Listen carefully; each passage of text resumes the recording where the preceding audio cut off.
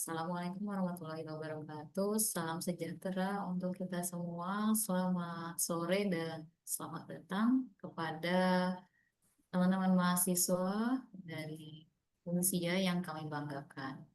Yang kami hormati Bapak Insinyur Abdul Wahab Bangkona MSc, Wakil Rektor Bidang Akademik dan Kemahasiswaan, serta kerjasama.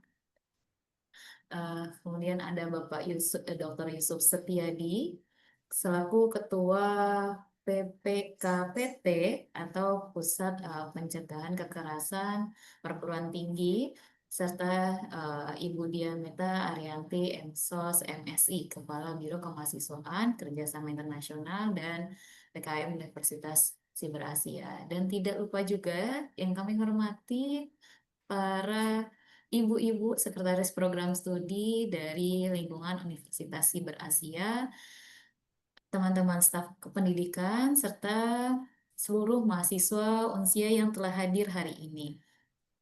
Nah, dengan penuh semangat, hari ini kita berkumpul untuk kegiatan sosialisasi penanganan kekerasan seksual di lingkungan perguruan tinggi dan sosialisasi beasiswa mahasiswa aktif. Baik, eh, untuk itu yang pertama, kita akan menyimak sambutan dari Bapak Insinyur Abdul Wahab Bangkona MSc, Wakil Rektor Bidang Kemahasiswaan dan Kerjasama Universitas Siber Asia. Kepada Bapak Abdul Wahab, waktu dan layar kami persilakan. Punten, Bapak belum di-unmute. Bismillahirrahmanirrahim. Assalamualaikum warahmatullahi wabarakatuh. Waalaikumsalam. Apakah suara saya jelas? Jelas, Jelas, Bapak. Jelas, Pak. Baik. Allahumma shalli ala sayyidina Muhammad wa ala sayyidina Muhammad. Alhamdulillah, segala puji syukur kehadirat Tuhan Yang Maha Esa atas rahmat karunia-Nya. Di sore hari ini kita bisa melanjutkan kegiatan kita sosialisasi untuk dua hal tadi. Dan terima kasih kepada semua yang hadir, Bu Meta dan seluruh prodi yang hadir, dan juga yang kita banggakan para mahasiswa ya, penerima beasiswa yang hadir. Saya mulai dari yang pertama adalah penerima beasiswa. Jadi kita harus mensyukuri bahwa Unsia sudah bisa memfasilitasi dan juga mengupayakan adanya tunjangan pendidikan bagi teman-teman yang berprestasi tentunya, dan tentu harapan dari kami, dari pihak kampus ya, manajemen, agar prestasi ini dipertahankan dan ditingkatkan.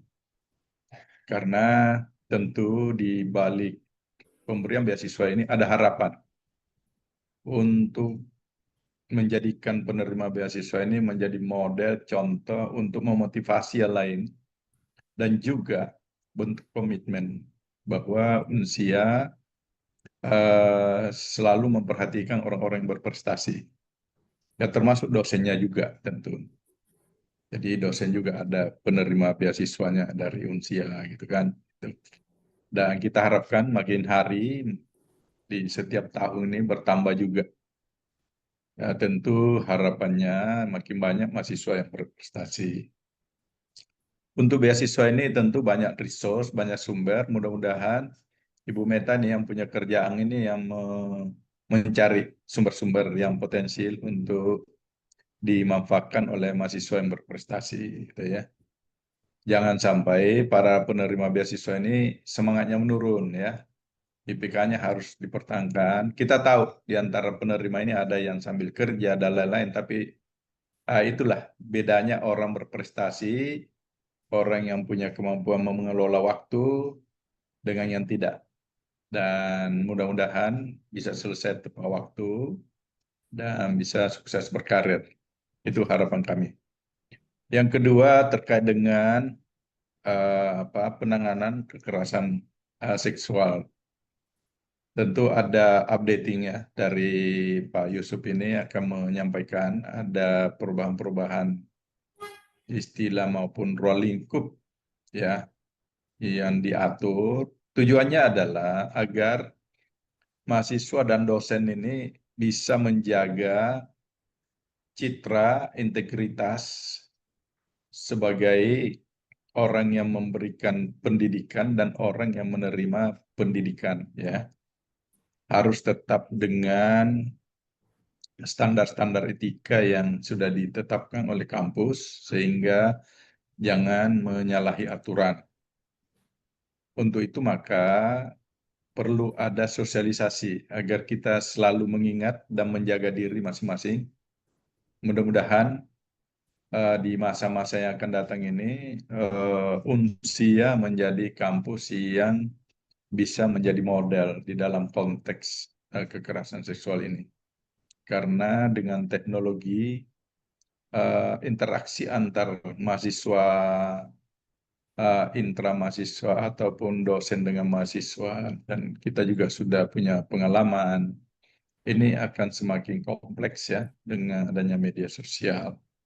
Untuk itu maka sosialisasi pada kesempatan ini memberi kita pemahaman yang sama untuk kita jadikan referensi acuan bersama untuk menjaga kampus kita bersama ini sehingga menjadi satu model di dalam sistem pendidikan nasional, insya Allah, gitu ya. Dan tentu Pak Yusuf sudah menyiapkan bahannya, ya. Saya kira itu catatan-catatan dari saya, Ibu Meta, dan Pak Yusuf, dan semua yang hadir. Ya, mudah-mudahan semua bisa kita laksanakan dengan baik. Saya akan ikuti sampai selesai, tapi mungkin dalam perjalanannya nanti ini video akan ditutup, tapi saya akan ikuti sosialisasi ini. Saya kira demikian, Ibu Meta. Wabillahi taufiq wal hidayah. Assalamualaikum warahmatullahi wabarakatuh.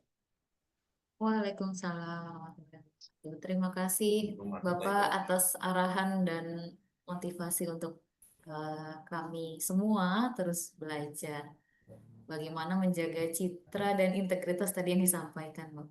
Baik, berikutnya kita masuk ke sesi pertama, yaitu sosialisasi penanganan kekerasan seksual di lingkungan perguruan tinggi yang akan disampaikan oleh Bapak Dr. Yusuf Setiadi sebagai Ketua yang sebelumnya disebut PPKS, saat ini disebut PPKPT di lingkungan Unsia.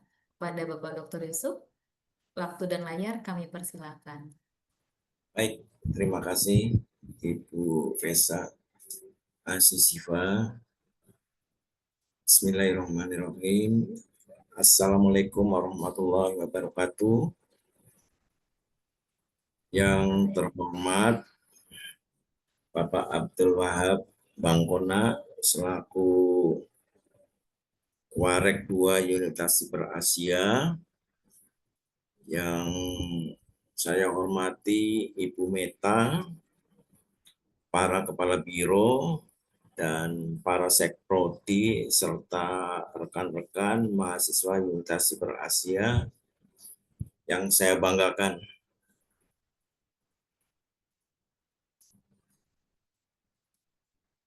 Berikut ini akan saya sampaikan terkait dengan Satgas PPKS yang berubah menjadi Satgas PPKPT.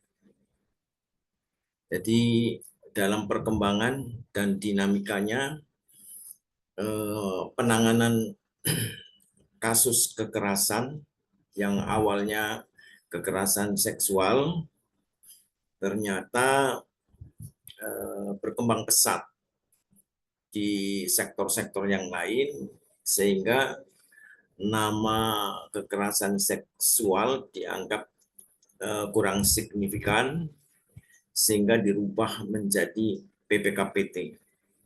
Jadi PPKPT ini adalah pencegahan dan penanganan kekerasan seksual, penanganan kekerasan di lingkungan perguruan tinggi. Boleh diganti halamannya.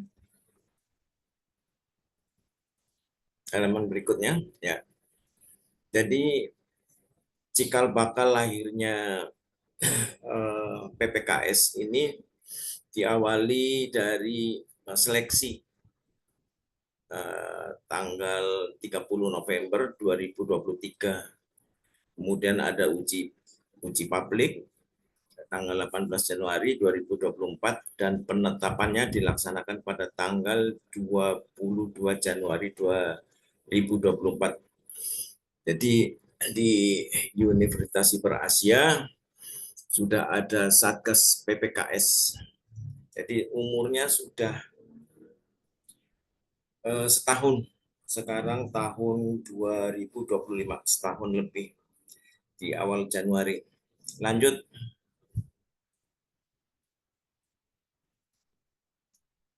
Lanjut halaman berikutnya ya.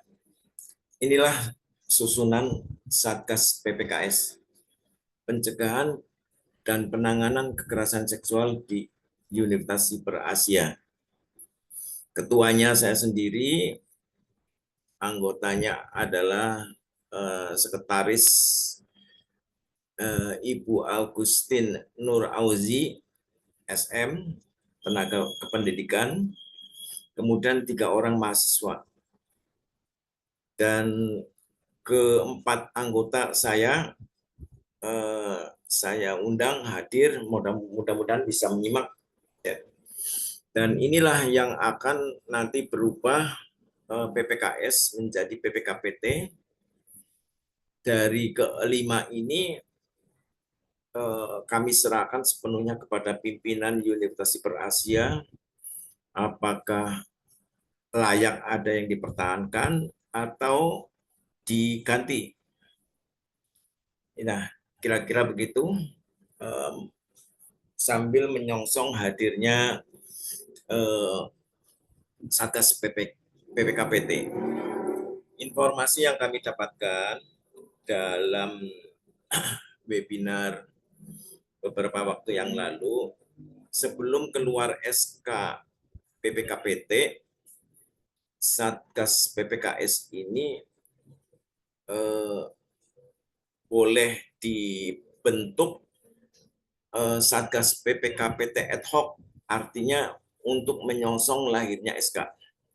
Apabila sewaktu-waktu ada perkara yang berkaitan dengan kekerasan seksual atau yang lainnya, maka PPKPT ad hoc ini bisa bergerak, segera menangani. Tapi kalau seandainya dalam hitungan waktu kita tidak tahu ke depan akan bagaimana, mungkin ada sesuatu sementara SK belum keluar, kita kalau Satgas menggunakan Satgas PPKS tidak bisa. Harus PPKPT ad hoc. Itu saran dari hasil webinar dan kita diskusi dengan L2 Dikti Wilayah 3, Kemendikbud Ristek. Lanjut. Ini landasan hukum dalam Satgas PPKS yang lalu. Lanjut. Ada 5. Ya, lanjut. Nah, ini tambahannya. Permendikbud Ristek nomor 30 tahun 2021 tentang PPKS. Kemudian menjadi Permendikbud Ristek nomor 55 tahun 2024 tentang PPKT. Jadi lahirnya Permendikbud Ristek ini di akhir tahun 2024 karena waktu itu Kabinet Merah Putih belum dibentuk, menterinya masih Mas Nadiem Makarim. Ya, jadi ini masih Permendikbud Ristek. Sekarang kementerian di Permendikbud Ristek sudah menjadi 4 kementerian. Kementerian Pendidikan Dasar, Kementerian Pendidikan Menengah, Kementerian Pendidikan Tinggi dan Ristek, dan Kementerian Kebudayaan. Jadi kita mengingat Universitas Siperasia adalah sebuah perguruan tinggi, maka di bawah Kementerian Pendidikan Tinggi dan Ristek wilayah 3 Kemendikbudristek, Kemendikti Ristek wilayah 3. Lanjut. Nah, ini hal-hal penting pergantian perubahan dari Permendikbudristek nomor 30 tahun 2021 yang bernama PPKS menjadi Permendikbudristek nomor 55 tahun 2024 berubah namanya menjadi PPKPT. Hal penting, poin-poin apa saja yang penting? Pertama, mengenai bentuk kejadian. Bentuk kejadian misalkan di nomor 30 tahun 2021 hanya terbatas bentuk kekerasan seksual saja. Tetapi setelah diatur dengan Permendikbudristek yang baru nomor 55 tahun 2024 ada 6 bentuk kekerasan.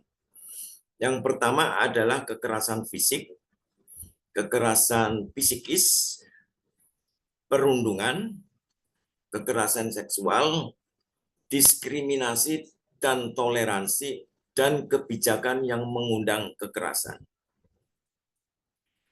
Jadi ada 6 komponen. Kalau sebelumnya hanya 1 komponen, yang terbaru ada 6 komponen. Semakin banyak, tugasnya semakin berat. PPKPT tentu nanti makanya jumlah anggotanya semakin banyak. Minimal 7 orang. Maksimal bisa 11 orang. 9 kelipatannya ganjil. 7, 9, 11. Kemudian satuan tugas. Dilihat dari penampilan satuan tugas. Kalau di dalam Permendikbudristek nomor 30 tahun 2021 mengenai pembentukan satuan tugas melalui mekanisme yang panjang dengan pembentukan panitia seleksi, kemudian kedudukan satuan tugas belum jelas arahnya. Kembali kepada aturan yang baru, mengenai satuan tugas lebih sederhana, penyederhanaan mekanisme seleksi, jadi tidak perlu pansel, cukup ditunjuk anggota Satgas yang sudah berpengalaman untuk menjadi tim dalam menyeleksi. Kemudian mempertegas kedudukan Satgas dalam struktur organisasi dan tata kelola perguruan tinggi. Ini maksudnya Satgas PPKT harus di dalam struktur organisasi dan tata kelola perguruan tinggi. Harus ditampilkan, harus dinampakkan di dalam struktur organisasi. Kemudian dari segi lokasi kasus, aturan yang baru masih belum mengatur mekanisme cakupan penanganan kasus yang melibatkan lebih dari 1 perguruan tinggi dalam lokasi yang lain.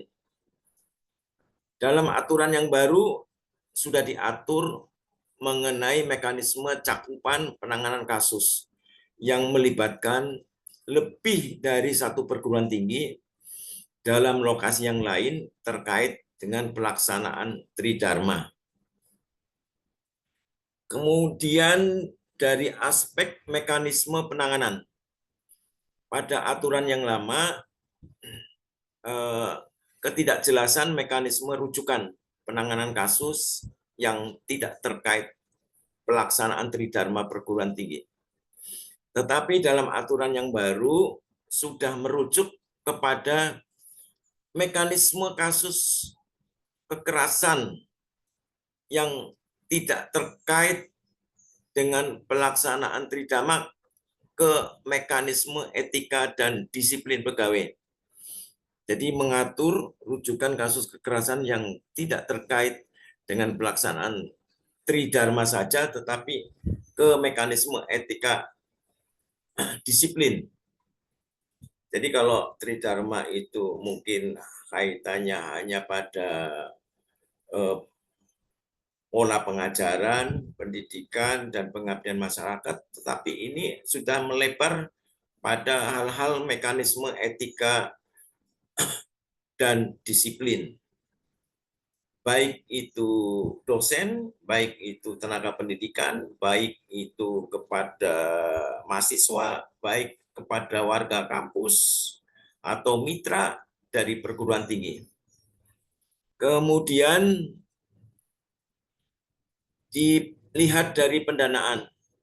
Pada aturan yang lama belum mengatur secara detail terkait pendanaan untuk kegiatan PPKS. Pada aturan yang baru, klausul pendanaan terkait pencegahan dan penanganan kekerasan di perguruan tinggi dialokasikan oleh perguruan tinggi. Ya, dalam hal ini perguruan tinggi Unsia bisa mengalokasikan dana untuk pengelolaan PPKPT. Lanjut, halaman berikutnya.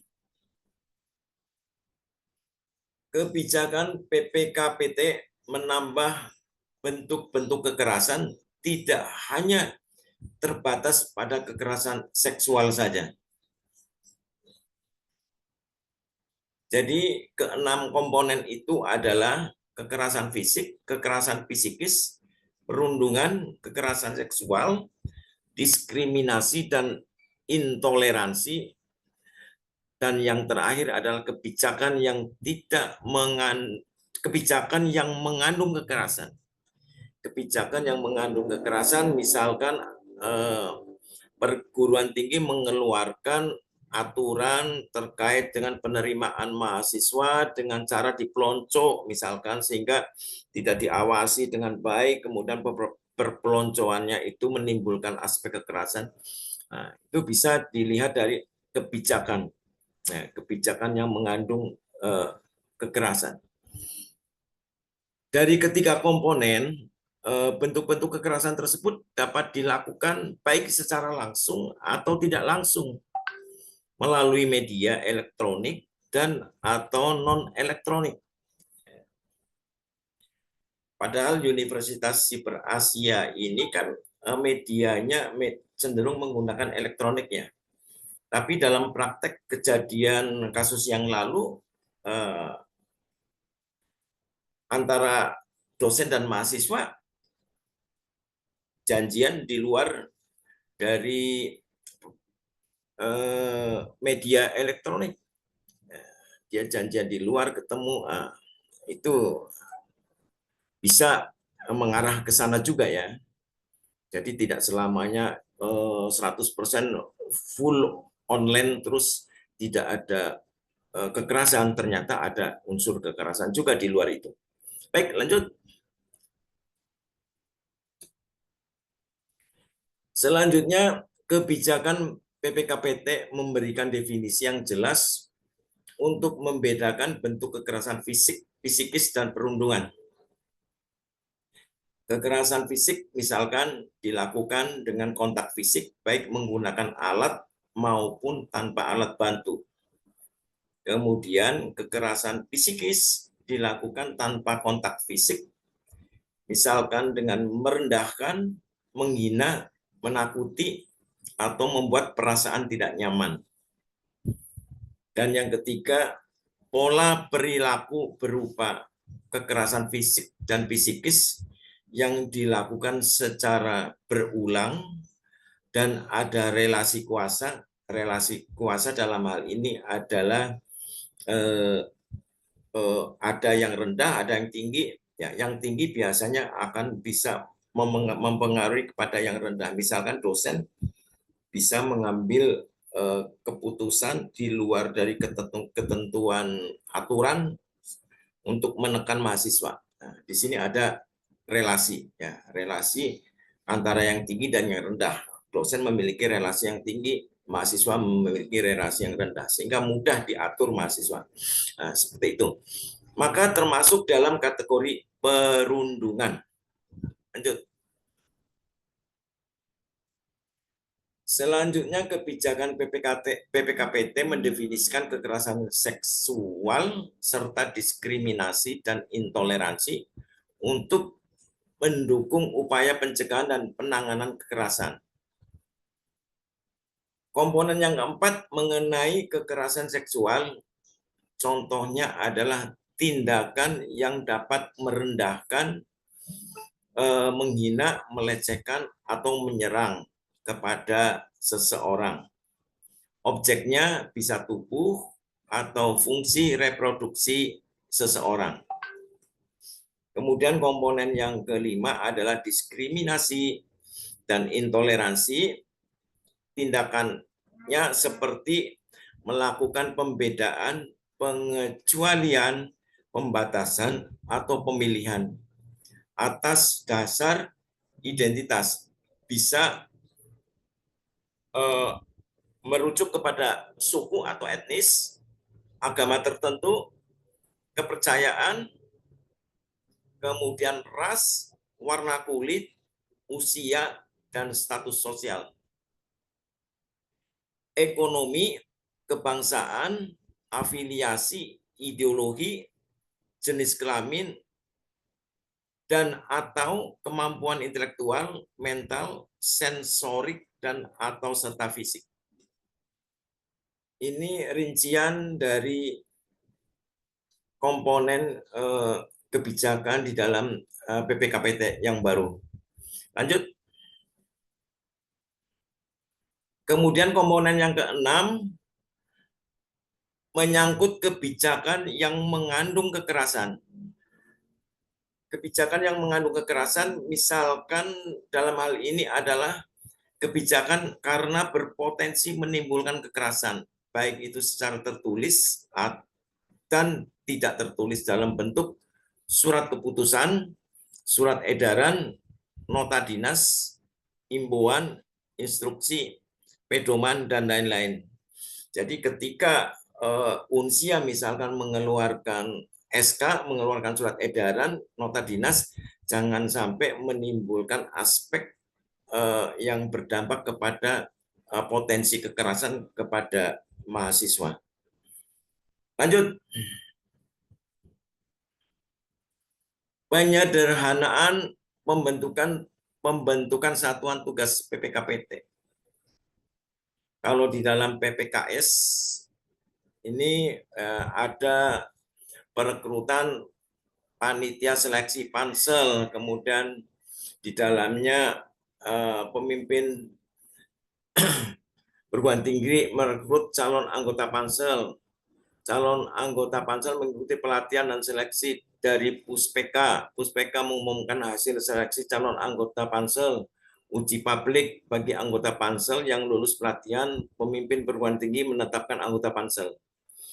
Perekrutan satuan tugas, pansel membuka seleksi, pansel menyeleksi anggota, pansel memberikan nama anggota satgas, pemimpin perguruan tinggi melantik anggota satgas.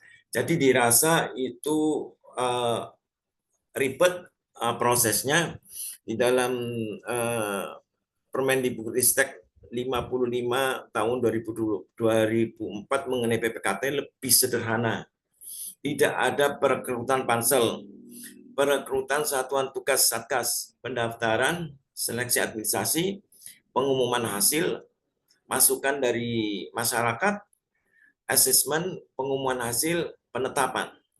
Jadi diringkas yang tadinya waktunya panjang menjadi waktunya lebih pendek, sederhana, dan proses penetapannya juga lebih cepat. Lanjut. Kedudukan satuan tugas dipertegas untuk mendukung dan mempermudah kerja-kerjanya. Kedudukan satuan tugas yang terbaru adalah satuan tugas diangkat dan ditetapkan oleh pemimpin perguruan tinggi, berkedudukan di bawah di bawah wakil pemimpin perguruan tinggi yang ditunjuk oleh pemimpin perguruan tinggi, pemimpin perguruan tinggi negeri dan swasta dapat menunjuk atau membentuk unit kerja atau direktorat atau nama lain untuk mengelola satgas berjumlah gasal minimal 7 orang, terdiri dari dosen, tenaga pendidikan, dan mahasiswa. Komposisi keterwakilan perempuan adalah 2/3 dari jumlah anggota, dan perguruan tinggi dengan keterbatasan sumber daya manusia, keterwakilan perempuan minimal 1/3 dari jumlah anggota. Seandainya ada keterbatasan daripada jumlah wanita yang ada. Kemudian unsur mahasiswa paling sedikit 1/3 dari jumlah anggota. Perguruan tinggi dengan keterbatasan SDM dapat membentuk satgas sesuai kemampuannya dengan jumlah gasal dan minimal 3 orang. Itu kalau perguruan tinggi yang mungkin mahasiswanya sedikit sekali ya. Kemudian 2 tahun dapat diperpanjang berdasarkan evaluasi pimpinan perguruan tinggi.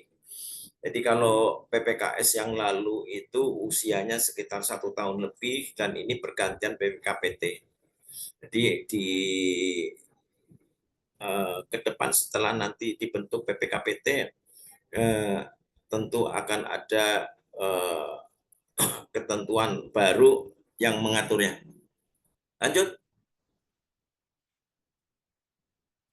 Ketentuan peralihan satuan tugas PPKS menjadi satuan tugas PPKPT.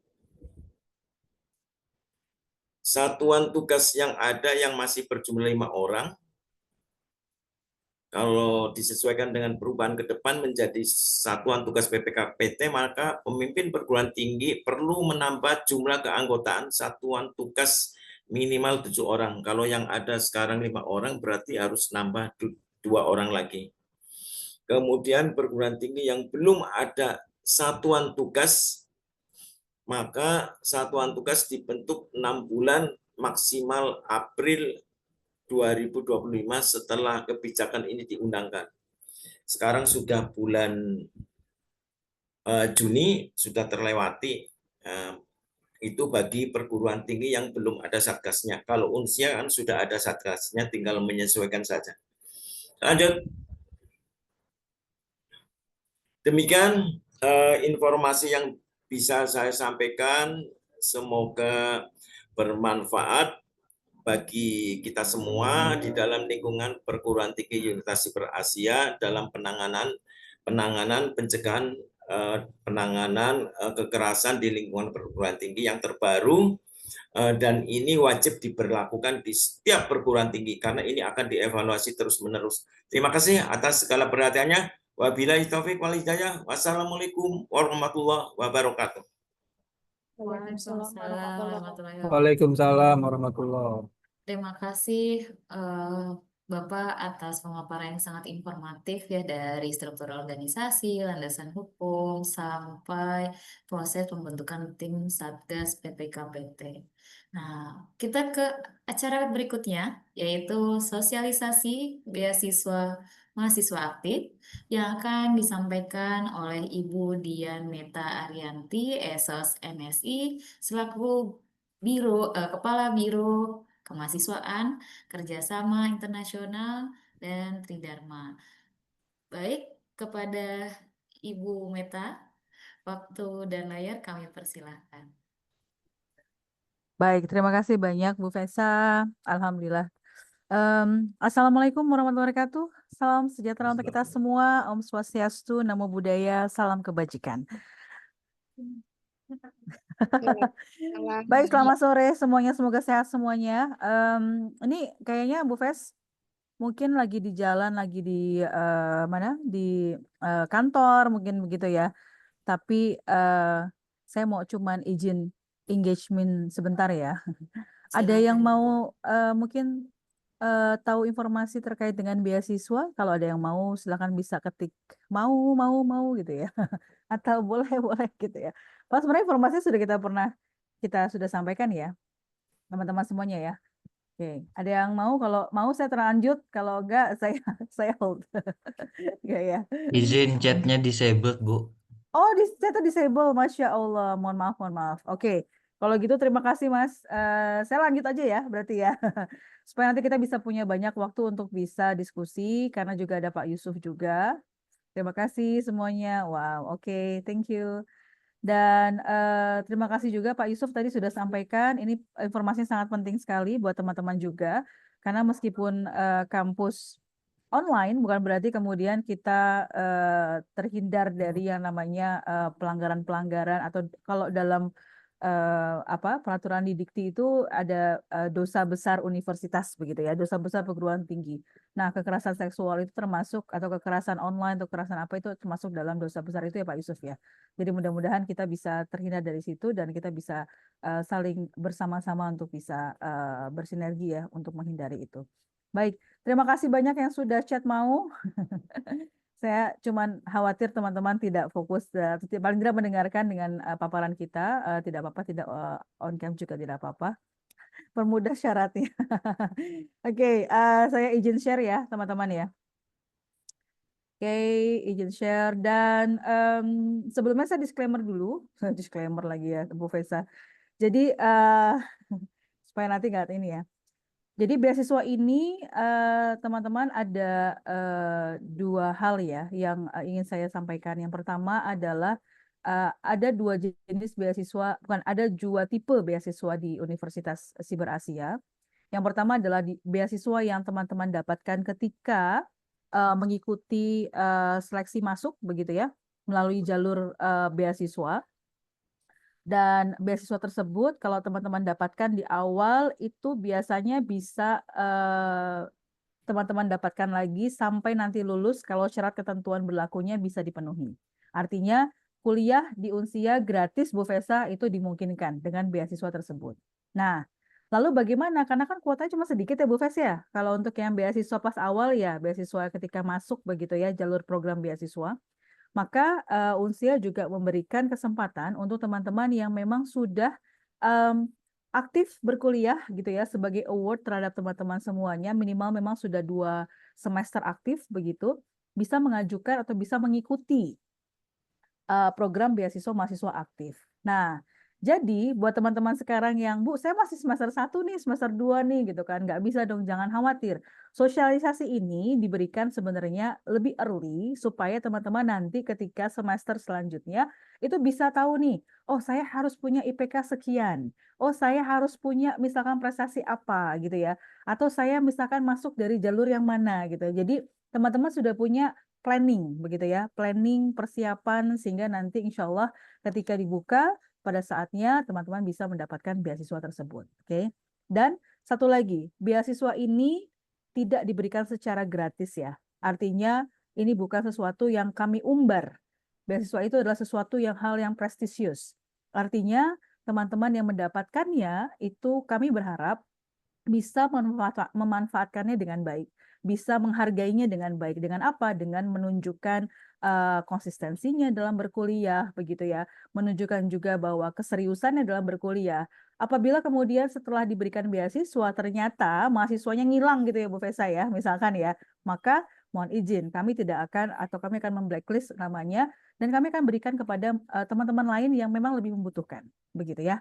Jadi kembali lagi saya sampaikan, karena kuotanya terbatas, maka ayo silahkan berburulah beasiswa tersebut, dan bukan hal yang impossible untuk diusia untuk dilakukan karena semuanya dimungkinkan. Yang terpenting adalah teman-teman fokus, kemudian terlalu update, dan insya Allah teman-teman bisa mendapatkannya. Oke, izin ya, saya share ya. Oke, yang pertama adalah nanti saya sampaikan juga dasar hukumnya. Tadi Pak Yusuf juga sampaikan terkait dengan dasar hukum karena beliau memang basicnya adalah hukum begitu ya. Tapi saya tidak akan melampaui Pak Senior Pak Yusuf begitu ya. Tapi memang di Unsia untuk beasiswa ada dasar hukum sendiri. Kemudian ada jenis beasiswa dan kemudian syaratnya seperti apa. Oke, ini adalah dasar hukumnya teman-teman. Kita ada SK nomor 38 tahun 2022. Kemudian kita ada nota dinas juga di tahun 2023 begitu ya. dan juga ada nota dinas untuk semester ganjil, dan sekarang kita ada di semester genap ya tahun 2025. Artinya secara struktural begitu ya, nota dinas ini, SK ini merupakan cukup kuat untuk bisa memberikan kebijakan kepada teman-teman begitu untuk bisa mengajukan atau mendapatkan beasiswa di Universitas Siber Asia. Nah, selanjutnya saya tadi sampaikan bahwa ada 2 jenis gitu jalur begitu ya yang diberikan oleh Universitas Siber Asia. Ada 2 jalur. Yang pertama adalah jalur beasiswa mahasiswa aktif, dan yang kedua adalah jalur untuk penerima beasiswa pada semester pertama. Jadi ketika teman-teman mendaftar begitu ya, ketika awal sudah masuk ke jalur beasiswa begitu, jalur seleksi beasiswa. Sementara yang tidak masuk dalam jalur tersebut, teman-teman bisa mengajukan di jalur beasiswa mahasiswa aktif. Ada apa saja? Di sini ada beasiswa akademik, ada non-akademik, ada sosial ekonomi, dan juga difabel, dan juga ada media sosial. Nah, kita akan fokus ke yang A ya teman-teman ya. Oke, nah yang pasti adalah syarat wajibnya adalah yang pertama, teman-teman ketika mengajukan nantinya harus tercatat sebagai mahasiswa aktif di Unsia. Minimal 2 semester aktif berturut-turut. Jadi ini adalah juga reward bahwa untuk memacu semangat teman-teman untuk bisa kuliah serius begitu ya di Unsia, maka minimal 2 semester berturut-turut teman-teman bisa mengajukan beasiswa ini. Kemudian menghadiri atau mengikuti perkuliahan minimal kehadirannya 80%. Tidak pernah mengulang mata kuliah atau perbaikan nilai, dan juga tidak mendapatkan beasiswa lain dari Unsia maupun dari pihak lain. Ini dibuktikan nanti dengan pernyataan yang teman-teman bisa akan sampaikan. Oke, nah yang selanjutnya adalah juga melampirkan transkrip nilai ya KHS untuk setiap pengajuan beasiswa. Jadi saya sampaikan dulu, ada tadi beasiswa yang sudah disampaikan, ada beasiswa akademik. Akademik ini teman-teman dilihat dari nilai IPK, Indeks Prestasi Kumulatif. Nah, di semester ini kami naikkan sedikit begitu ya, atas juga request dari Sekretaris Prodi, katanya 3,8 kayaknya terlalu terlalu cemen nih Bu gitu. Mahasiswanya dapatnya 3,9, 4,0 begitu ya. Nah, jadi minimal IPK-nya kami naikkan sedikit di 3,85. Ini juga untuk menjaring kualitas dari teman-teman juga. Aktif selama 2 semester berturut-turut seperti biasa nih sama ya, yang general juga. Yang lain adalah sebenarnya Bu, kalau misalkan IPK 3,85 sampai 4,0 kan misalkan ya Bu Fesa ya, ada lebih dari misalkan 10. Sementara misalkan ya kuotanya tuh hanya sedikit. Apa yang dilakukan? Maka Prodi akan menseleksi dari perspektif dari Prodi antara lain misalkan, apakah teman-teman itu aktif mempromosikan Unsia, aktif mempromosikan Prodi, atau punya kontribusi terhadap Prodi melalui Hima, seperti contohnya ya, atau juga yang lainnya. Ini nanti akan kemudian menjadi pertimbangan dari Prodi untuk menseleksi. Seperti itu. Kemudian ada beasiswa non-akademik atau prestasi, di mana teman-teman yang selama kuliah di Unsia, saya sampaikan sekali lagi ya, selama kuliah di Unsia. Jadi kalau teman-teman punya prestasi ketika SMP atau SD atau bahkan mungkin yang lainnya, bukan pada selama kuliah di Unsia, maka mohon izin tidak bisa diajukan menjadi beasiswa non-akademik. Jadi memang selama kuliah di Universitas Siber Asia. Karena apa? Karena ini akan membantu sebenarnya program studi untuk meningkatkan akreditasinya. Jadi sangat welcome sekali buat teman-teman yang memang punya kegiatan, punya prestasi di luar, bahkan syukur-syukur membawa nama Unsia begitu ya, untuk dalam kancah-kancah internasional atau nasional, teman-teman bisa mengajukan rekomendasi beasiswa melalui ini. Oke, nah beasiswa media sosial ini kami juga buka begitu ya untuk teman-teman yang memang aktif berkonten ria begitu ya, aktif untuk membuat konten, dan syukur-syukur kontennya itu bisa menyinggung Unsia begitu ya secara positif. Nah, ini juga perlu kami sampaikan karena tentunya aktivitas-aktivitas yang positif dan gaungnya kemudian luas gitu ya. Ini bisa juga membantu program studi universitas itu untuk bisa lebih aware di mata masyarakat, dan juga dari segi akademik juga bisa lebih baik lagi. Oke, teman-teman siapa saja yang bisa mengajukan beasiswa media sosial itu yang memiliki Instagram, TikTok, atau Facebook, atau YouTube boleh menyertakan link dari akun tersebut, tidak bersifat private begitu ya. Nah, aktif selama 2 semester berturut-turut, saya kembalikan lagi untuk aktifnya ya. Kemudian bisa punya ada planning 5 konten positif begitu. Kalaupun memang pernah mempromosikan terkait dengan Unsia, itu merupakan additional value yang bisa teman-teman sampaikan dalam pengajuan rekomendasi dari beasiswa media sosial tersebut. Kemudian yang terakhir adalah beasiswa sosial ekonomi tidak mampu, dan saya tambahkan ini untuk difabel atau mungkin teman-teman yang memiliki kebutuhan khusus begitu ya, bisa ada dalam sini.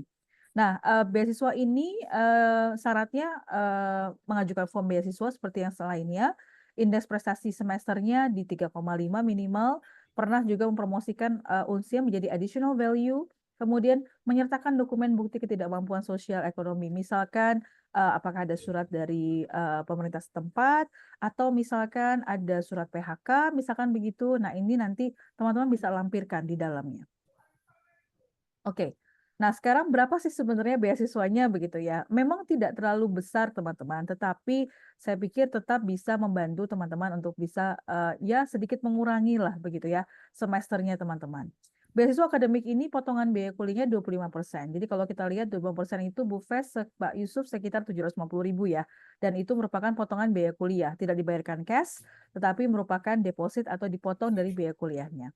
Beasiswa non akademik sendiri. Ini loh. Ini lebih bagus.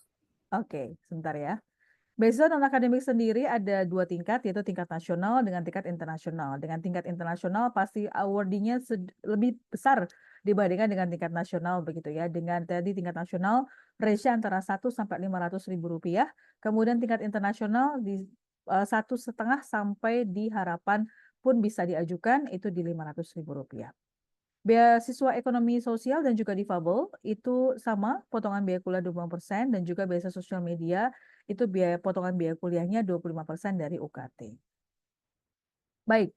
Nah, ini yang penting teman-teman harus coba highlight. Yang pertama adalah seluruh pengajuan beasiswa itu diajukan ke program studi ya, teman-teman ya. Jadi kami mempercayai para sekprodi begitu ya, dosen pembina begitu untuk bisa menseleksi atau prodi begitu ya, untuk bisa menseleksi apa namanya berkas-berkas begitu ya, dan juga eligible student yang ada di dalam program studi. Jadi nantinya baik itu surat permohonan, teman-teman silakan bisa tanyakan ke sekprodi. Kemudian pengisian data atau pengunggah dokumen begitu ya, itu juga di prodi begitu ya, atau mungkin satu saja. Nanti kemudian di submit juga di prodi. Jadi tidak ada yang kemudian langsung ke email Biro Kemahasiswaan. Biro Kemahasiswaan hanya akan mendapatkan email dari program studi saja setelah hasil dari seleksi program studi. Jadi apabila misalkan mohon izin ada berkas yang kurang lengkap begitu ya, maka teman-teman kalau bisa dilengkapi dulu begitu ya, dilengkapi dulu, ada tanda tangannya, ada apa ya segala macam, dilengkapi dulu baru dikirimkan ke prodi ya, seperti itu. Oke. Timeline programnya adalah hari ini kita sosialisasi beasiswa 10 Juni 2025, tetapi sebenarnya kami sudah mengirimkan kalau tidak salah ya Bu Fesa ya, kita buka dari tanggal 3 Juni ya untuk apa namanya, untuk sosialisasi, bukan sosialisasi, untuk pendaftaran begitu ya beasiswa itu kami buka dari 3 Juni atau 4 Juni, mohon maaf. Nah, itu adalah penjaringan beasiswa eligible sampai tanggal 21 Juni. Jadi mohon dipastikan selama sekitar 2,5 minggu itu teman-teman sudah bisa mengumpulkan berkas prodinya, berkas dokumen begitu ya, dilengkapi untuk dikirim ke prodi. Nah, kemudian pada tanggal 23 Juni kami akan menunggu pengiriman rekomendasi prodi atau seleksi dari prodi. Jadi memang yang menyeleksi adalah prodi. Jadi saran saya komunikasikanlah dengan baik atau perbaiki komunikasi dengan prodi begitu ya. Karena nanti prodi yang akan menentukan berdasarkan kebijakan yang sudah ditetapkan siapa saja yang menjadi yang bisa direkomendasikan untuk masuk ke apa namanya penerima beasiswa. Kemudian ada verifikasi dan validasi dari tim seleksi beasiswa. Di sini kami akan bersama dengan tim biro lain dan juga dengan prodi akan kita buka sama-sama, kita akan lihat apakah rekomendasi prodi itu sudah sesuai dengan kebijakan yang berlaku. Apabila misalkan ada kebijakan yang misalkan tidak sesuai, maka biasanya kami akan tanyakan dulu kepada prodinya. Apa yang mendasari prodi merekomendasikan mahasiswa A atau B begitu ya untuk mendapatkan beasiswa. Dan kami harus memastikan dengan biro yang lain bahwa usulan atau rekomendasi tersebut adalah valid dan juga bisa diterima. Seperti itu. Kemudian pengiriman berkas dan penetapan penerima beasiswa itu akan kami lakukan pada tanggal 30 Juni 2025 dan pengumuman beasiswa insya Allah akan kami umumkan di tanggal 1 Juli 2025. Jadi Bapak Ibu, teman-teman semuanya, mohon agar ini bisa dapat dicatat. Tentu dengan surat edaran yang sudah kami sampaikan sudah jelas begitu ya antara timeline programnya dan semoga dalam penjaringan masuk eligible ini teman-teman tidak kelewat begitu ya dari timeline tersebut. Oke, ini sudah saya sampaikan tadi sebelumnya, artinya kami menerima berkas rekomendasi, Biro Mahasiswa menerima berkas rekomendasi dari program studi, begitu ya. Dan dalam penjaringannya, mahasiswa yang eligible wajib melampirkan surat pengajuan beasiswa, melengkapi semua dokumen-dokumennya, dan form yang sudah disampaikan oleh BKKIT kepada Prodi, begitu ya. Dan program studi akan menyeleksi berkas dari mahasiswa dan masuk ke dalam seleksi administrasi. Hanya memastikan saja bahwa teman-teman dengan proses ini, proses pengajuan ini, teman-teman harus berhubungan atau berkomunikasi, mengenal namanya dosen pembimbing akademik, mengenal juga siapa sekprodinya atau kaprodinya, begitu ya, sebelum kemudian teman-teman mengajukan untuk beasiswanya. Sehingga kami berharap nantinya teman-teman walaupun kuliah online tetap bisa berinteraksi ya dengan dosen, dengan juga mahasiswa yang lain begitu ya melalui program ini. Salah satunya adalah program yang ini. Oke. Nah, itu mungkin yang bisa saya bagikan hari ini. Sangat welcome untuk bisa ditanyakan. Apabila ada pertanyaan, saya kembalikan ke Ibu Vesa. Terima kasih, Bu Vesa. Ya, terima kasih Bu Meta atas informasi mengenai beasiswanya. Wah, luar biasa nih Bu Meta. Beasiswanya ternyata banyak ya Bu ya jenisnya ya. Mungkin dari teman-teman kita langsung ke sesi tanya jawab ya Bu ya. Yang bisa open cam atau open mic silakan raise hand. Kemudian nanti untuk yang chat, nanti kita akan pilih atau mungkin bisa dibantu oleh dari tim BKKIT. Deh, baik. Di sini sudah ada yang raise hand. Mas Dimas, silakan boleh mungkin open cam memperlihatkan wajah. Ya, selamat sore. Belum unmute ya? Ya, selamat sore, Bu. Ya, sore. Silakan, Mas Dimas. Ya, terima kasih Bu Vesa. Mohon izin Bu Vesa dan Bu Dian dan Bapak Ibu semua.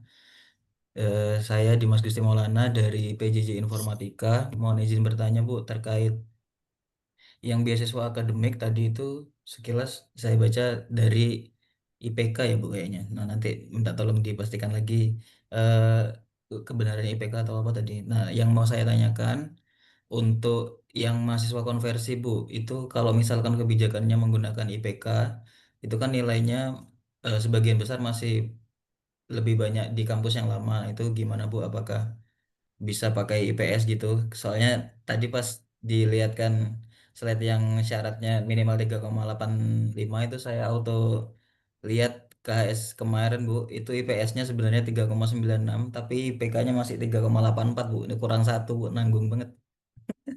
Itu Bu izin mungkin nanti kebijakannya seperti apa untuk yang mahasiswa konversi itu. Itu Bu mungkin dari saya terima kasih. Oke, baik, Mas Dimas. Mau langsung dijawabkah, Ibu Meta? Atau kita kumpulkan terlebih dahulu? Boleh, nggak apa-apa. Sekalian aja nggak apa-apa, Mbak Vesa. Oke, selamat sore Mas Dimas. Terima kasih banyak pertanyaannya. Mohon izin, sudah berapa lama mungkin di Unsia semesternya sekarang? Sekarang semester kedua Bu kalau di unsianya. Oke. Nah, salah satu syarat memang untuk di beasiswa ini adalah minimal sudah 2 semester aktif berturut-turut, Mas Dimas. Jadi mungkin untuk kalau untuk konversi dari hasil konversi berapa semester rencana di Unsi ya? Awalnya waktu itu 2 semester Bu, terus Oke, karena ada kebijakan dari Dikti yang maksimal semester 1 dan 2 itu maksimalnya 20 SKS itu jadinya kemungkinan nanti 3 semester Bu. 3 semester ya. Oke. Ya, Berarti insya Allah di semester depan monggo silahkan bisa mengajukan Mas. Berarti Karena memang setelah ketetapannya adalah selesai semester 2-nya, Bu ya? Betul, karena 2 semester aktif ya Oh, iya. berturut-turut untuk kebijakannya. Tapi kami sangat welcome sekali untuk bisa menerima nanti Mas Dimas pada semester depan. Artinya Ya. sekarang sudah mulai mengetahui begitu ya. Jadi nanti IPK-nya bisa kemudian dikejar. Mudah-mudahan nggak kurang 1 ya, 0,01 gitu lah. Kurang lebih begitu ya. Iya, Bu. Tanggung banget kan, kayak gitu kayak gimana gitu ya Mas ya. Iya. Oke, monggo Mas Dimas. Terima kasih Bu, ya izin pertanyaannya. Oke, boleh monggo. satu lagi. Boleh? Kalau misalkan eh memungkinkan nggak Bu ini eh double gitu? Ikut yang akademik, ikut yang itu juga, yang prestasi. Oke, sebenarnya tidak memungkinkan karena tadi mungkin tadi lupa dalam surat kebijakan itu dalam surat edaran sudah saya sampaikan bahwa hanya diperbolehkan untuk 1 beasiswa saja, Mas. Kasihan yang lain nanti. Jadi kita bisa mengetahui nanti kira-kira mana yang lebih prefer begitu dari Mas Dimasnya, apakah di beasiswa akademik atau mungkin non akademik begitu ya atau yang lainnya. Itu teman-teman bisa pilih sebenarnya. Tetapi kalaupun misalkan mau nekat misalkan bahasa saya gitu ya, nekat untuk bisa mengajukan beberapa apa beasiswa, seleksinya ada di prodi, Mas. Jadi kalau informatika ada Bu Cian di situ nanti yang akan melihat gitu kan, apakah Mas Dimas nih eligible atau tidak ya Bu Cian ya.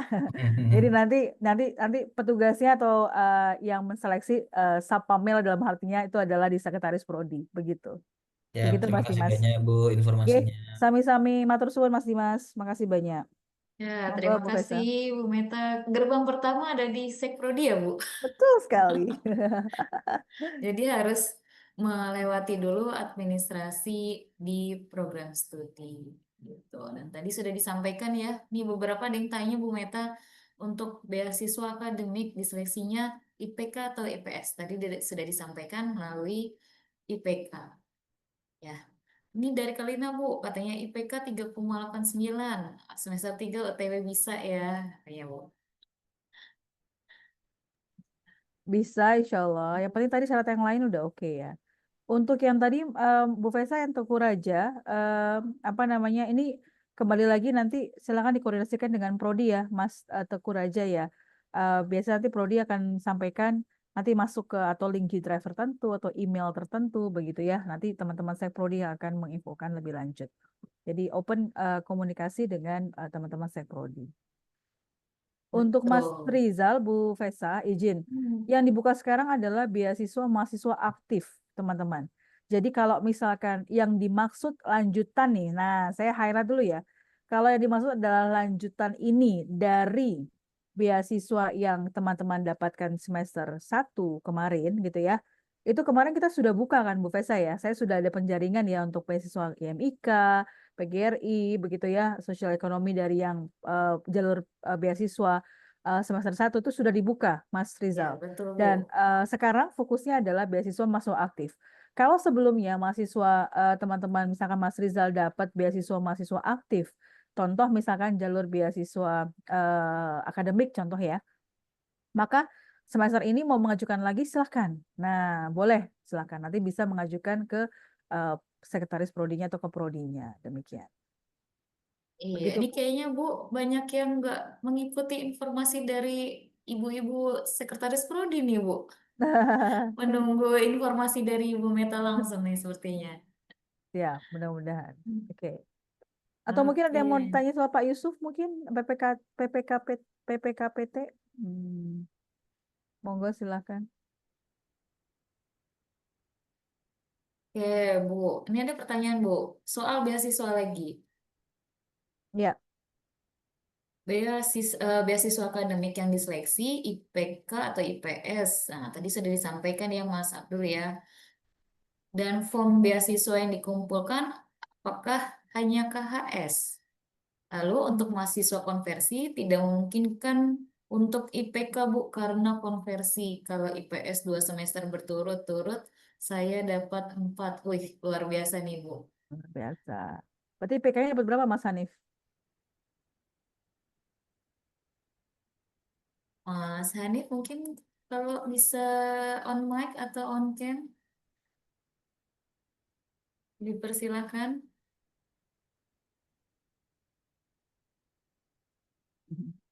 3,4. 3,4 Bu. Betul, betul. 3,4 Bu. Betul. Nah, Intinya kebijakan ada di Prodi, tapi kami hanya memberikan panduan general. Jadi kalau misalkan terkait dengan akademik, memang panduannya ada di IPK. Jadi nanti monggo silakan, kalau mau tetap majukan silakan. Nanti dari Prodi akan menseleksi, Mas Hanif. Gitu ya, Mas Hanif ya. Oke, betul Bu. Meskipun IPK kecil masih ada beasiswa lainnya ya Bu ya. Ada media sosial, ada prestasi, begitu ya Bu ya. betul sekali. Jadi bisa ada berapa jalur begitu. Ya, baik. Wah, banyak nih jenis beasiswa di Unsia. Luar biasa. Nih, saya ngajain lagi aja Bu di Unsia Bu. Jangan, nanti kasihan yang lain, mengurangi jatah nanti. Baik. Ini teman-teman gak ada yang mau tanya lagi nih? Ah, mungkin mengenai BPKPT. Tadi disampaikan Bu akan Meta, seleksi begitu ya Bu Monggo ya. Pak Yusuf. Ya, silakan ya, Pak. coba ditawarkan ke mahasiswa, jangan beasiswa aja yang dikejar, jadi anggota Weh, PPKPT betul. mau nggak? Betul, betul, betul, betul. Nah, Benefitnya kan betul. juga apa ya Pak? Benefitnya kan nanti bisa tuh berkontribusi terhadap Iya, kampus ya Pak. iya, Nah, jadi jalur juga buat direkomendasikan kan Pak? iya, Betul Bu. Kan salah satu prestasi ya Bu ya. Betul, betul. Jadi teman-teman, kenapa kemudian kita sosialisasikan juga Pak Yusuf di teman-teman semester 1 dan 2, memang agar teman-teman tahu bahwa oh ada banyak nih jalur untuk bisa misalkan apa berprestasi begitu ya, jalur untuk bisa mendapatkan beasiswa, jalur untuk bisa berorganisasi begitu ya, seperti itu ya Pak Yusuf ya. iya. Terus ini Bu Meta, kebetulan ini forum ini Sekprodi kan hadir semua ya, ya Bu ya, Iya, Sekprodi. betul Ya, Pak. Betul. Sekprodi ini corongnya BPKPT untuk apa istilahnya memberikan informasi terkait hal-hal yang berpotensi rawan terhadap kasus-kasus yang 6 komponen tadi Bu, ya, ya, karena Kaprodi itu yang selalu berhubungan dengan mahasiswa. Kalau dosen kan hanya kelas-kelas tertentu, Kaprodi kan semuanya. Ini mumpung ada kesempatan, saya menghimbau kepada Sekprodi ini berperan aktif membantu kepanjangan tangan dari BPKPT, Siap Bapak. termasuk Bu Pesa juga. Siap Pak. Pak, ini ada yang nanya nih Pak. Gimana cara jadi anggota Pak? Ya Nah, diseleksi. langsung nih Pak. Langsung ditanya. Gimana nih Pak caranya? Apa aja Nah, nanti komponen-komponennya? Nah, syaratnya di apa di kita kita rapatkan, kemudian syaratnya bagaimana nanti kita sosialisasikan ya Bu ya. Baik, oke, boleh Pak. Jadi nanti teman-teman, untuk teman-teman yang tertarik untuk bergabung ke PPKPT yang Pak Yusuf, em, tetap stay tune di info-info dari Prodi begitu ya, atau juga info-info di Instagram Unsia Official begitu ya, atau juga di channel-channel kemahasiswaan batch begitu ya. Nanti kan kami sosialisasikan, insya Allah tidak apa namanya tidak akan lama lagi kan kami sampaikan. Dan apabila teman-teman tertarik juga untuk bergabung di organisasi kemahasiswaan, kita izin ya Bu Fesa ya, kita di Prodi itu sudah ada himpunan mahasiswa ya Bu Fes ya, dan juga ada learning community teman-teman di Taiwan dan juga di Hong Kong. Jadi kalau teman-teman tertarik untuk bisa mengikuti atau aktif di kegiatan organisasi kemahasiswaan, itu sangat bisa nanti untuk teman-teman bisa bergabung di hima-hima yang ada atau learning community yang ada. Caranya seperti apa? Nanti teman-teman hima nanti akan share juga di grup Prodi ya Bu Fes ya, atau juga di nanti betul. di grup learning community begitu ya. Oke. Betul. Apalagi ikut organisasi di Unsia dapat kuota khusus gitu ya Bu ya. Dari masing-masing prodi Waduh. maksudnya. Baik, baik, baik, siap. Oke, Nah, mungkin saja di PPKPT nanti bisa di masing-masing prodi bisa memberikan kuota tersendiri begitu untuk yang jadi anggotanya. iya betul. Barangkali gitu ya Bu ya. Mungkin mungkin juga begini Bu Meta, kasus yang lalu itu ibarat teori gunung es Bu. itu baru yang kelihatan di ujungnya Bu, yang di dalamnya kita nggak tahu. Bu Meta belum unmute, Bu. Iya, oke. Baik. Iya, Pak, betul sekali. Izin Bu Fes, saya mungkin agak percepat untuk jawab di chat ya. Ada dari Mbak Monica. Dokumen apa saja yang diperlukan untuk pengajuan beasiswa Bu Fes itu ada yang sudah diinfokan ya di Prodi ya. Sudah semua. Nih, kayaknya nggak baca, Bu. Atau mungkin terlewat nih. Aduh. Ini ada Mas Arief, Bu Fesa. Mau tanya tadi sebenarnya sempat tuh, Oke. keluar lagi deh. Mas Arief. Mas Arief. Atau mungkin sinyal kali ya, Sinyal Bu. kali ya, betul sekali. Oke, nanti kalau misalnya ada lagi, coba monggo. Iya, Jadi dokumennya betul. Mbak Monica bisa coba tanyakan lagi ke Sekprodi ya, atau enggak teman-teman nanti bisa cek juga. Nanti mungkin kita juga, saya akan juga sampaikan nanti untuk Ibu. PPT-nya. Halo, Hai, Halo, Mas selamat Arief. sore. sore Mas Sore. Arief. Iya, salam dari Jogja, Ibu Meta. Oh, Mas Siap. Jogja besok kita ke sana loh, harus ketemu Ya, loh semoga berarti kita ya. bisa bertemu. Insya Wah, Allah kita Bu. ada usia Goes to Jogja, Goes to Jawa Tengah ya, tanggal Yes. 25 Juni. Nah, mudah-mudahan bisa ketemu ya, Mas Arief ya. Ya, mohon maaf Bu, saya pakai kaos baru pulang dari lapangan habis pendampingan korban kekerasan ini, Bu. Aduh, Sekalian. Masya Allah, pas banget nih Mas Wah, Arief pas nih. banget ini, Bu. Monggo Iya, silakan Mas Arief. sedikit Bu, terkait dengan tim pencegahan penanganan kekerasan ya, Bu ya. Yang di Oke, kampus betul. TP, betul sekali. Iya, kalau di PPKMT. Unsia sendiri Bu, iya. Tadi kan mohon maaf saya terlambat ikut. Mungkin kalau dikaitkan dengan tingkatan di kampus, kayaknya kalau di Permendikbud itu sudah ada di Permendikbud nomor 46 tahun 2023, Bu. Mungkin itu bisa menjadi mana cuma tinggal komponen-komponen apa yang dari Unsia karena kalau di kampus-kampus Jogja itu kemarin yang kami ajari itu beberapa sudah memiliki garda depan tim pencegahannya juga Ibu. Jadi mereka nanti akan kita buatkan alur penanganannya. Misalkan kalau jaringnya misalkan ada di kabupaten saya kan di Kabupaten Sleman, Puspaga atau UPT. Kalau di Jakarta nantinya bisa dengan ada teman-teman banyak kami Bu, ada di Ekpat Jakarta juga, ada teman-teman jarak juga, ada teman-teman dari kementerian juga, itu bisa membantu merespon terkait dengan situasi kekerasan, misalkan kekerasan seksual atau apapun dan lain sebagainya, baik lewat online maupun offline juga itu Ibu. Mohon maaf saya tadi agak terlambat ngikutinya, jadi belum bisa menyimak dengan banyak. Baik, terima kasih. Ternyata mahasiswa kita ada yang aktif di luar juga, Bu. Organisasi di luar terkait PPKS begitu ya, Bu ya sebenarnya Bu, ya. Iya. Bu Meta, Tapi saya kemarin ngajuin beasiswa belum bisa masuk Ibu. Mudah-mudahan tahun ini saya tak ngajuin lagi Ibu. Mudah-mudahan bisa masuk karena sudah banyak minimal nama Unsia sudah dikenal lah lewat materi PowerPoint yang saya kenalkan ke kementerian, ke provinsi, ke kabupaten juga Ibu. Terutama terkait dengan komunikasi ya. Prodi Itu, apa Ibu. Mas Arief? Saya di komunikasi Ibu. Komunikasi. Tapi Nanti mohon maaf saya sama. banyak cutinya karena kan pekerja freelance juga. Nah, itu dia. Oke, nanti dinos oleh Bu Ayu ya, Mas Arief ya. Izin Mas Arief, Ya. ada Pak Yusuf, Ketua PPKS kita, monggo Pak Yusuf. Siap Pak Yusuf, ya siap membantu Pak Yusuf. Ya. Baik Bu Meta, ini rupanya Mas Arief ini potensi untuk menjadi anggota Satgas PKPT. Potensi dieksploitasi ya Pak ya. Karena punya pengalaman, nanti banyak sharingnya Bu Meta. Ya. Kita sharing aja ya Mas Arief ya. Nanti Siap. ketika seleksi munculkan itu ya prototipe saudara, pengalaman dan sebagainya ya. Tampilkan ya ketika kita nanti pada saat seleksi. Ya, baik. Jadi secara umum kemarin kami mendampingi Kementerian Perlindungan Perempuan dan Anak, salah satunya terkait dengan penanganan dan respon pencegahan kekerasan baik anak dan perempuan. Kami wilayahnya ada di DIY. Untuk teman-teman kampus kami berjejaring juga, baik UTY, UGM, UNY, yang Aisyah juga dan teman-teman yang lain.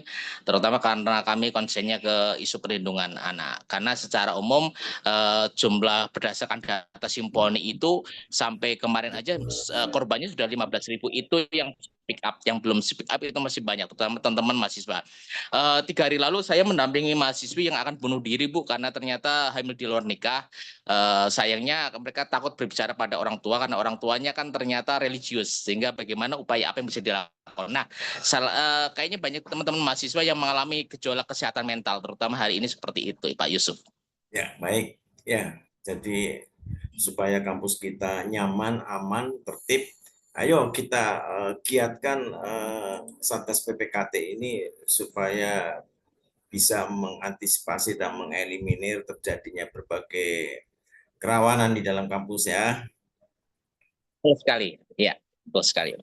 Do and the dance-nya mudah-mudahan nanti bisa dikerjakan bersama-sama, terutama terkait dengan mahasiswa, apalagi hari ini ternyata mungkin bisa jadi tidak di Jakarta ya, di Jogja rata-rata mahasiswa yang terpapar judi slot itu sangat tinggi sekali dan akhirnya berefek ke kesehatan mental, Pak. Ya, baik. Ya, terima kasih informasinya. Terima kasih Sugeng Sonten, selamat siang sore.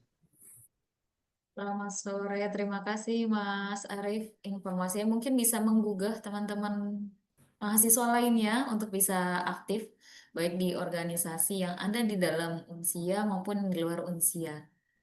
Gitu. Oke, ini kayak chat banyak yang bertanya ya Bu ya, terkait beasiswa, terkait PPKPT. Mungkin jika terkait beasiswa, teman-teman bisa bertanya lebih jelasnya ke ibu-ibu Prodi gitu ya. Masing-masing prodi sudah mungkin menyampaikan bagaimana alur pendaftarannya, bagaimana seleksinya tadi sudah disampaikan oleh Ibu Meta gitu ya. Jadi teman-teman mengikuti arahan pertama itu dari program studi. Nah, untuk PPKPT nanti akan diinfokan kembali begitu ya Pak Yusuf, bagaimana untuk teman-teman bisa mengikuti menjadi tim satuan tugas gitu ya Pak PPKPT. Baik, Bu Meta, semua sudah diinformasikan. Apakah masih ada yang mau bertanya lagi? Mungkin satu ya Bu Meta ya, bagi yang raise hand. Silakan. Ada yang mau bertanya kah? Mumpung masih ada Bu Meta, masih ada Pak Yusuf, masih ada ibu-ibu sekretaris program studi nih. Wah, langsung banyak. Oke, silakan yang pertama Mbak Siti Nurlia. Mungkin Ya Bu, bisa, terima kasih. Sebentar. ya mungkin bisa open cam Mbak, Ya, menampilkan Bu. wajah. Itu Mbak Siti tampilannya bagus sekali tuh, AI-nya.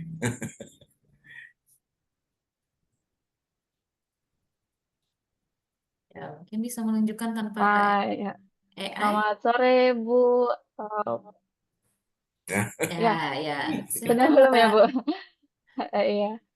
Terima kasih Bu sebelumnya kesempatan yang diberikan. Di sini saya ingin menanyakan, tadi kan ada poin itu pernah atau aktif mempromosikan Unsia di media sosial.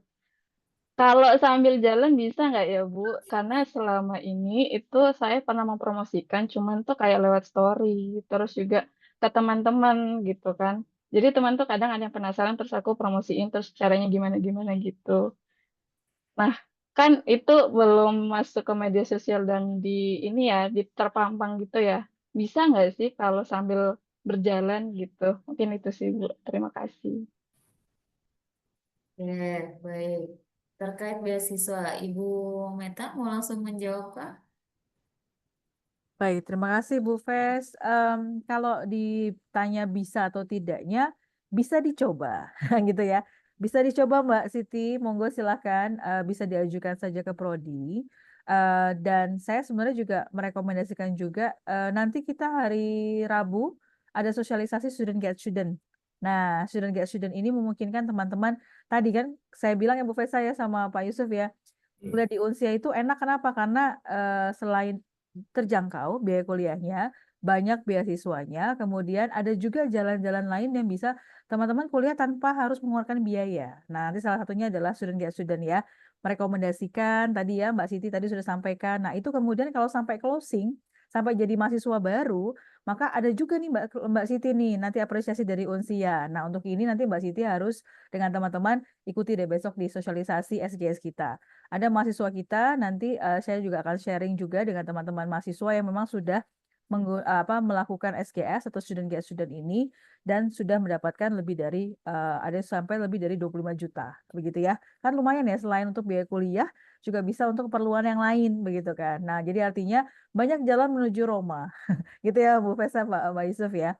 Jadi Mbak Siti Betul. kalau tadi pertanyaannya itu monggo silakan diajukan saja nanti keputusannya dari prodi. Silakan nanti prodi yang akan menseleksinya. Demikian Mbak Siti. Baik, terima kasih banyak Bu. Sama-sama. Baik, wah luar biasa ya Bu ya. Ternyata jalannya banyak selain beasiswa, ada SGS juga. Ini untuk membantu teman-teman kalau kuliahnya pengen ada pembiayaan begitu ya Bu ya. Betul, betul sekali. Artinya teman-teman yang aktif juga. Artinya kuliah di online ini jangan sayang banget kalau pasif gitu loh. Jadi kalau misalkan teman-teman aktif bertanya, teman-teman aktif mencari tahu informasi, mengikuti webinar, insya Allah pasti ada jalannya. Ada Mbak Monica tadi, Mbak Bu Fesa, mohon izin. Betul. Ya, tadi sempat hilang Bu, Mbak Monica. Silakan Mbak Monica. Selamat sore Bu. Tadi ini masalah jaringan jadi keluar sebentar tadi. Sore Mbak Iya, Monica, sore, monggo. silakan. Saya mau bertanya gini, beasiswa ini bisa diajukan beberapa kali ya, atau hanya sekali saja? Baik. Oke. Ada lagi? Itu saja Bu. Baik. Izin menjawab ya Bu Oke. Fesa ya, Ya, Pak silakan Yusuf. Bu. Jadi beasiswa ini apply di 1 semester karena beasiswa mahasiswa aktif. Tapi ketika teman-teman nanti semester selanjutnya itu masih eligible, begitu ya, teman-teman bisa mengajukan kembali. Artinya pastikan bahwa teman-teman memang eligible untuk masuk ini dan kemudian lulus seleksi tadi dari program studi. Jadi kalau menurut saya nggak sekedar cukup untuk bisa memenuhi kriteria saja, tapi mungkin teman-teman juga harus menambahkan dengan kriteria yang lain begitu ya. Seperti tadi saya sampaikan juga ya, sehingga nanti prodi ketika contoh misalkan Mbak Monica ambil tadi jalurnya beasiswa akademik. Yang 3,85 itu ada misalkan 30 orang. Sementara Bu Fesa ini harus menseleksi 10 orang gitu kan ya. Kan ini kan ada seleksi ya. Nah, kembali lagi tadi beasiswa ini is not taking for granted, artinya tidak diberikan secara cuma-cuma, tapi is actually appreciation for those yang memang punya prestasi yang bagus gitu ya. Nah, jadi untuk menambah tadi Bu Fesa menilai Mbak Monica lebih daripada yang lain, maka Mbak Monica tetap harus menambahkan yang lain.